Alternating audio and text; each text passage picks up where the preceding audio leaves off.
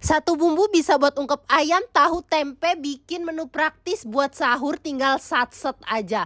Kita ambil 5 sendok makan bumbu kuning, masukkan ke dalam air yang udah mendidih. Aku pakai wok pan dari Idealef ya. Teknologi Jerman anti lengket dan dia ini kapasitasnya gede banget. Ini aku masak 1,5 kilo ayam dan 1 kilo bebek, dia muat ya bun. Kasih bumbu-bumbunya, tambahkan garam dan kaldu ayam, terus kita aduk yang rata, masak dengan api sedang sampai dia mendidih. Jangan lupa dikoreksi rasanya. Kalau udah pas dan agak menyusut kita angkat. Lalu next aku tambahkan tahu dan juga tempe.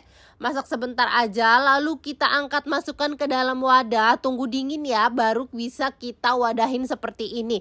Ini bikin menu sahur kita jadi satset, anti ribet-ribet klub karena tinggal kita goreng aja atau di air fryer.